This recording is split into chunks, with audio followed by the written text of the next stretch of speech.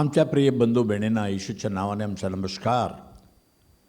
येशू तुला भेटतो हा कार्यक्रमासाठी मी तुम्हाला स्वागत करीत आहे. प्रत्येक रविवारी दुपारी 3 वाजता हे देवाचे वचन तुम्ही ऐका. चांगले गाणे असणार आणि दुसऱ्या मी प्रार्थना करणार. परमेश्वर तुम्हाला आशीर्वाद करो. आजचं वचन जाऊया. या महिन्यामध्ये देवाने काय सांगितलं? लेवी 26:9 लेवी 26:9 लेवी 26:9 मी तुमच्यावर कृपादृष्टी करून तुम्हाला फलद्रूप व बहुगुणित करेन. फलद्रूप आणि बहुगुणित करेन आणि तुमचं केलेला माझा करार दृढ करेल. परमेश्वर आम्हाला फलद्रूप आणि बहुगुणित करतो, म्हणजे आम्हाला आशीर्वाद करतो आणि आमच्या आशीर्वादामध्ये वाढीव होतो. आता उत्पत्ती 28 अध्याय 3:4 जेनेसिस 28:3-4 उत्पत्ती 28:3-4 इथे याकूब घरातून निघताना त्याच्या वडील त्याला असं वचन देऊन आशीर्वाद करतो. सर्व समर्थ देव तुला आशीर्वाद देव, तुला फलद्रूप करून तुझी वंशवृद्धी अशी करो की तुझ्यापासून राष्ट्र समुदाय उद्भवो. तो तुला व तुझ्याबरोबर तुझ्या संततीला अब्राहमाला दिलेला आशीर्वाद देवो. म्हणजे देवाने अब्राहमाला दिलेला देश ज्या तो हल्ली उपरा आहेस तो तुझे वतन देईल. म्हणे सर्व सामर्थ्य परमेश्वर तुला आशीर्वाद देणार आणि तुला फलद्रूप करणार. दुसरी गोष्ट, अब्राहमाला परमेश्वरने हेच देश दिलेला आहे आणि देशाची प्रतिज्ञा वादा तुला पण देत आहे. तू पण हा देश व्यापून घेणार. आता तुझ्या संतती आशीर्वाद प्राप्त करणार. तर सर्व समर्थ देव. तर इथं गोष्ट काय झालं, याकोबाने आपला भावाला, थोरल्या भावाला 2 वेळा फसवलं. एकदा तर त्याला मस्त खीर दिला, लाल रांजा खीर देऊन त्याच्याकडं ज्येष्ठ पुत्राचा बाग ते लिहून घेतला. कारण इस्रायलमध्ये पहिलं जन्मलेल्या मुलाला ज्येष्ठ पुत्र भाग म्हणजे वडिलांच्या सर्व आश्रमामध्ये त्याला दुप्पट भाग भेटणार. समजा लहानांना एक घर दिलं, त्याला 2 घर द्यावायला हवे. इतर मुलांना मुलींना 1 एकर जमीन दिलं की त्याला 2 एकर जमीन द्यायला. देवाचं कानून होतं. पण याकोबाला त्याच्यावर डोळे होते. अरे आम्ही दोघं एकत्र बाहेर आलो, हा तू पुढे गेला, तुझ्या पाय धरून मी पण मागे आलो, आता तुला ज्येष्ठ पुत्र भाग मला नाही का? कारण याकोब जन्माच्या वेळी त्याच्या भावाच्या पाय धरून येत होता. म्हणजे काय, आताच भांडण करत आहे, मला पहिले जाऊ दे, मला पहिलं जाऊ दे. पण येसा पहिला आला बाहेर, त्याला ज्येष्ठ पुत्र भाग. म्हणून त्याला सांगितलं, म्हणलं मला भूक लागली, दे खीर पिऊन घे, ज्येष्ठ पुत्र भाग लिहून दे. आणि येसाच्या आता भूक लागली म्हणून, अरे जाऊ दे, उद्या तर मी मरणार आहे, मला ज्येष्ठ पुत्र काय करणार आहे, आता काय, आता माझ्या भूक लागली म्हणून त्याने लिहू दिले. म्हणजे असं येसाने दुर्लक्ष केला, पण याकूब त्याचा फायदा घेतला. आणि दुसरं वेळी त्याच्या वडिलांनी सांगितलं होतं येसाला बोलून, आता मी मरायच्या वेळ आलेला आहे, पण मरणापूर्वी मी तुला आशीर्वाद करायचा आहे. तो जंगलामध्ये, तो शिकार होता ना, जंगलामध्ये जा, चांगलं जनावर घेऊन ये आणि मला स्वादिष्ट जेवण बनवून दे, ते खाऊन मी तुला आशीर्वाद करणार. हो म्हणून तो बिचारा जंगलात निघून गेला. त्याची आई एक गोष्ट ऐकली. तिला तर लहान मुलावर आवड होती ना, याकोबावर. ती याकोबावर म्हणजे जा, तू 2 खोकरा घेऊन ये, मला माहीत वडिलाला कुठलं स्वादिष्ट भोजन आहे, मी बनवून देणार. तो म्हटला पहिलं, ओहो मी नाही जाणार. कारण त्याच्या दोरा भावाला पूर्ण अंगामध्ये केस होते, वाघ आपला अस्वलासारखं केस संपूर्ण असायचं. ते म्हणते मी जा घेऊन ये. तसं जेवण बनवून दिला. त्याच्या हातामध्ये त्या कोकराच्या चमडी त्याच्या अंगावर त्या हातावर गळ्यावर टाकली. कारण इसाकाला डोळे दिसत नव्हते, डोळे एकदम अंधार झालेला आहे. असं का म्हणजे तो हाताला लावणार, इथं का लावणार ना, ठीक आहे बघूया. आणि त्याच्या भावाच्या कपडे त्याला घातले, म्हणजे सुगंध पण ओळखून घेणार ना वडील. आणि याकूब गेला. पहिलं तर इसाकाला भरोसा नव्हता. अरे तू कोण आहे? मी येसा आहे. अरे तुझा आवाज तर याकोबासारखं वाटतं. इकडे मला चुंबन कर. चुंबन करताना हात लावून बघितलं, अरे हात आणि गळा तर येसासारखा आहे, येसाच असेल. त्याने आशीर्वाद दिला. तो आशीर्वाद घेऊन गेल्यानंतर येसा बिचारा आला, मस्त जेवण बनवून म्हणतो, पित्या उठा, बाबा उठा, जेवून घ्या आणि मला आशीर्वाद करा. आणि येसा घाबरला. अरे तुझ्या अगोदर येऊन तुझा आशीर्वाद खिचून नेला तो कोण आहे? अरे माझा भाऊ याकूब 2 वेळा मला फसवलं की. पहिलं माझ्या ज्येष्ठपुत्र भाग अडक करून घेतला, आता माझा आशीर्वाद पण अडक करून मी काय करणं? तो रडायला लागला. आता येसाला राग येणार ना, 2 वेळा मला फसवलं ना, आता माझा वडील मरू दे, त्या दिवशी मी तुला पण ठार मारून टाकणार. नंतर जायदाद कोणाचं होणार? सगळं माझंच होणार ना, तू काय करणार बघूया. आणि येसाने मनामध्ये विचार केलं, हे त्याच्या आईला कसं तरी देवाने प्रकट केलं असेल. आईला कळलं. आई रेबेका म्हणते, याकूब याकूब इकडे, तुझा भाव तुला मारण्याचा प्रयत्न करतो, चल पळून जा. तिथं पदान माझा भाऊ आहे, माझा लाबान भाऊ आहे, तिकडे जा, तुझा मामा आहे ना त्याकडे जा. आणि तो निघताना इसाकाचा आशीर्वाद देतो, सर्व सामर्थ्य परमेश्वर आहे. आता याकोबाच्या हातामध्ये काही नाही आहे. तो उत्पत्ती 32:10 काय म्हणतो? उत्पत्ती 32:10 20 वर्ष अगोदर मी घरातून जाताना तू करणावं सत्य दाखवून आपल्या दासासाठी जे काही केले आहेस त्याला मी पात्र नाही. मी फक्त आपली काठी घेऊन हे हिरदान उतरून गेलो होतो आणि आता माझ्या 2 टोळ्या झाल्या आहेत, या काठी धरून गेलो होतो. उत्पत्ती 28 अध्याय 20-21 28 20-21 तो काय म्हणतो?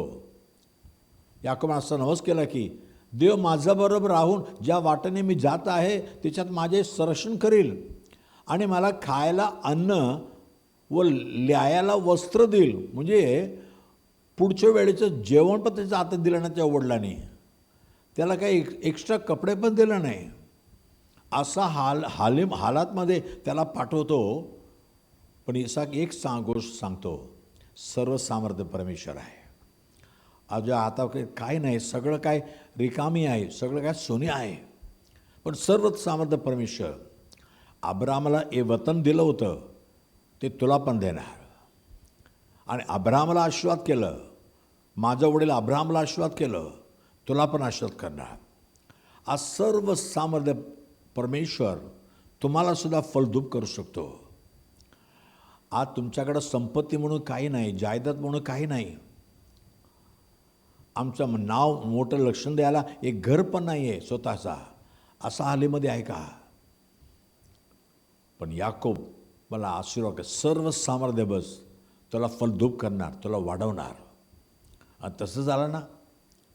उत्पत्ती 30 अध्याय त्याच्या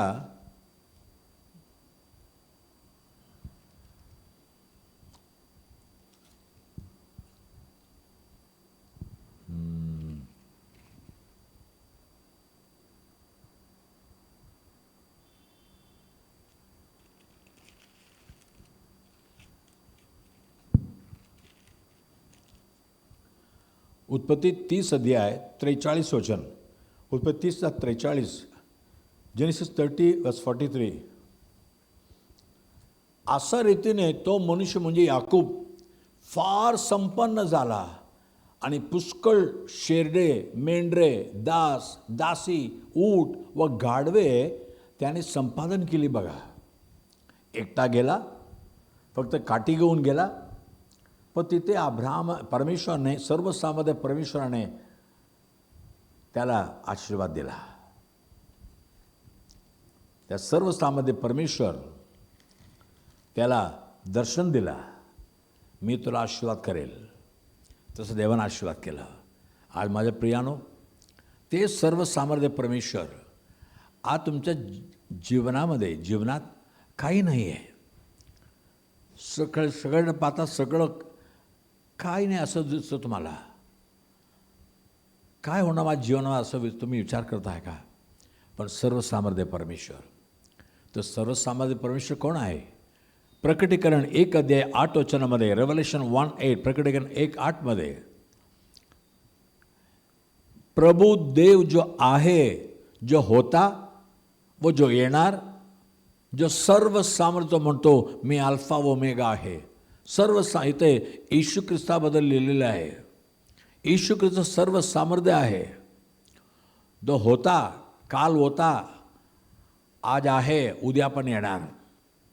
जो आहे, आज पण आहे. येशू ख्रिस्त 2000 सालीपूर्वी ते देव होता, पण या जगामध्ये मानव बनून आला. देव देहधारी झाला.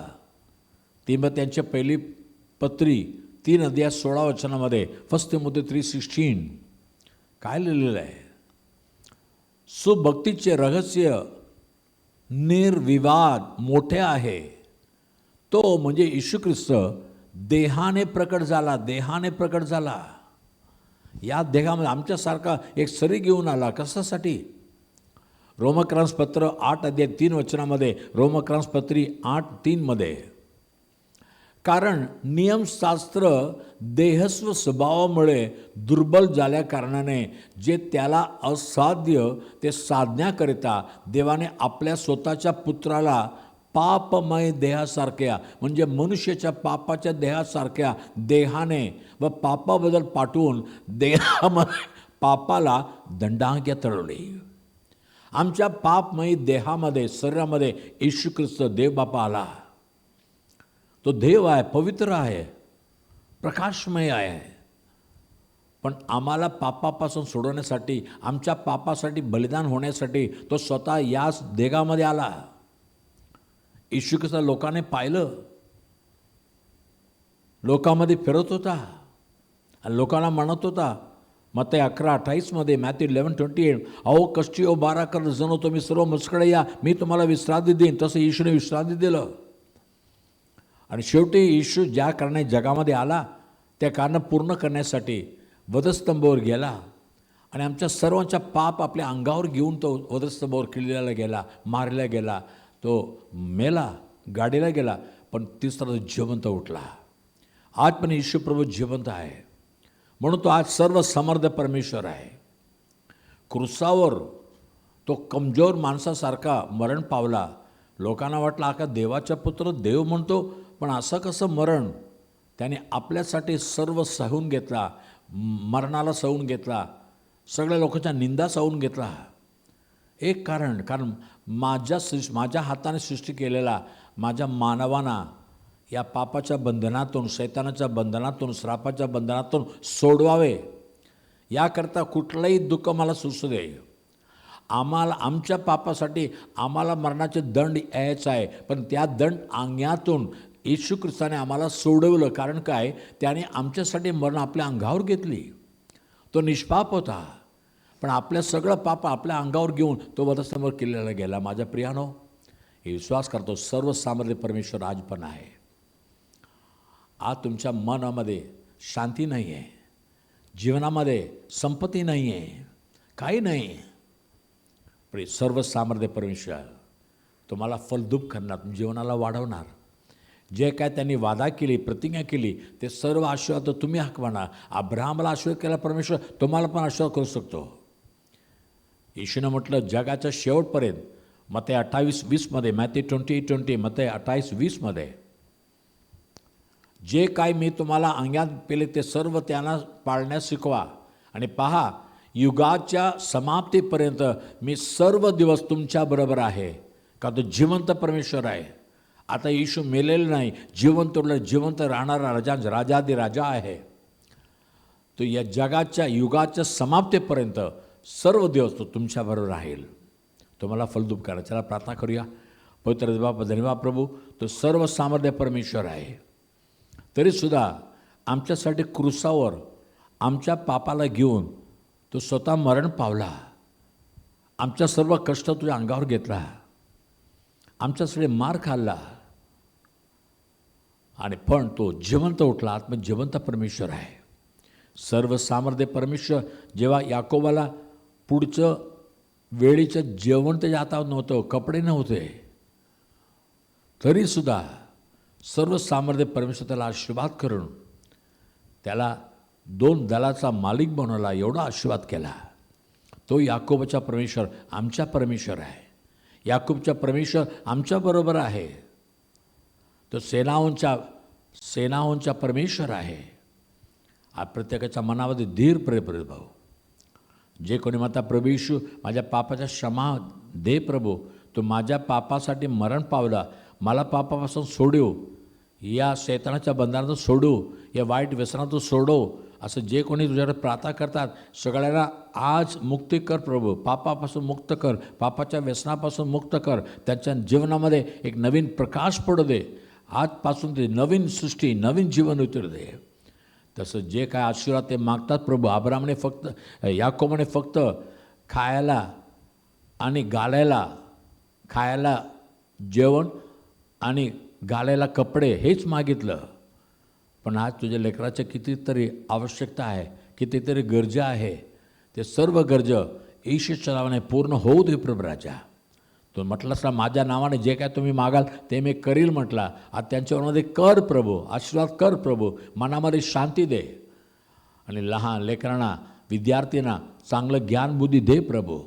सगळ्यांना यश दे जीवनामध्ये. आज येशूच्या नावाने जे काय मागतात सर्व त्यांना दे प्रभू, आशीर्वाद कर.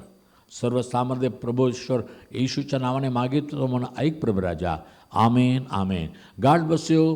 पुढच्या रविवारी दुपारी 3 वाजता आपण पुन्हा भेटूया. आम्ही आणखीन एक गोष्ट, प्रत्येक दिवस पहाटे तुम्ही 2 मिनिटाचा कार्यक्रम ऐकू शकता. सर्वेसरा संगे सकाळ सकाळ सकाळी वचन ऐका, नंतर तुमचा दिवस सुरुवात करा, आनंदाने राहा. God bless you. आमेन.